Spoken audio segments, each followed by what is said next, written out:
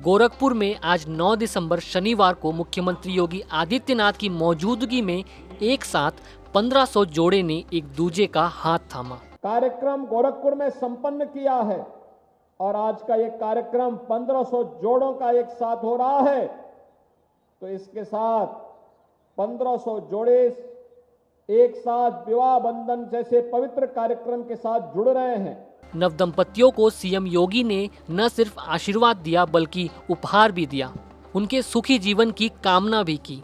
इस समारोह का आयोजन समाज कल्याण विभाग की तरफ से आयोजित किया गया था।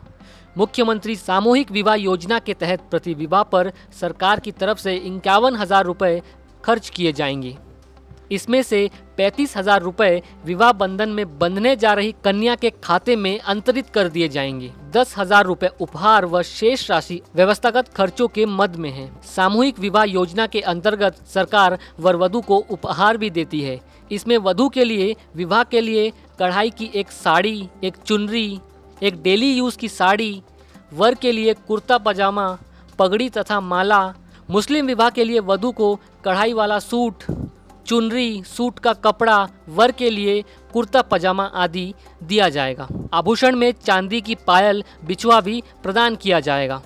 गृहस्थी के सामान में कुकर, जग या लोटा, थाली, गिलास, कटोरा व चम्मच, बक्सा तथा प्रसाधन सामग्री से भरी श्रृंगारदानी भी दी जाएगी। इस मौके पर मुख्यमंत्री ने कहा कि भाजपा की डबल इंजन सरकार महिला सशक्तिकरण को लेकर प्रतिबद्ध है। महिला आरक्षण विधेयक का जिक्र करते हुए सीएम ने कहा कि अब परिसीमन का इंतजार है। इसके बाद महिलाओं को पंचायती चुनाव की तरह लोकसभा से लेकर विधानसभा तक आरक्षण मिलने लगेगा। कार्य को संबोधित करते हुए सीएम योगी ने कहा, ये सब महिला सशक्तिकरण की दिशा में उठाए गए कदम हैं। भले ही इसमें गरीब लोगों को लाभ हो रहा है। अकेले उत्तर प्रदेश में 1,75,00,000 लोग इन योजनाओं से लाभान्वित हुए हैं। और अभी तो एक नया विधेयक भी पारित हो गया है, और विधेयक पारित होने का मतलब जिसमें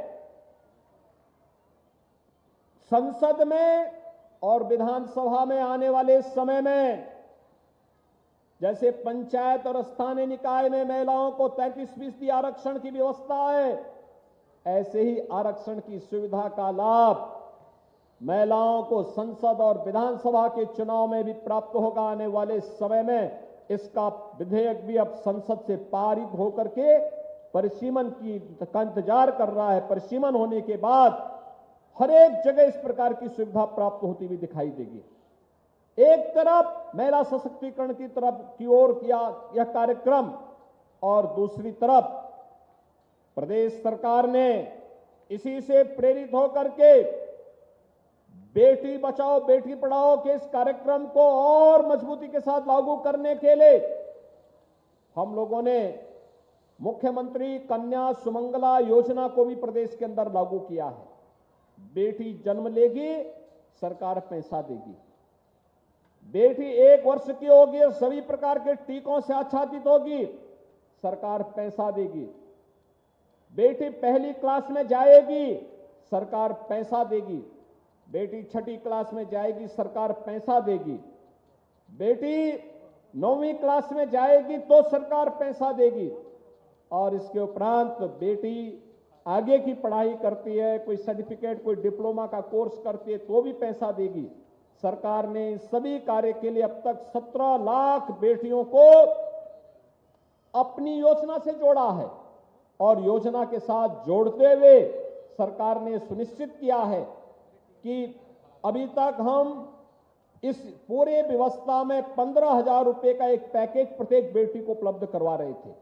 एक और योजना जो शुरू हो गई है वह होली और दिवाली पर गरीब परिवारों को एक मुफ्त एलपीजी सिलेंडर प्रदान करती है। ये योजनाएं हैं न केवल समाज में गरीब उन्मूलन के लिए, बल्कि वे समाज में समग्र महिला सशक्तिकरण की जरूरतों को पूरा भी करते हैं।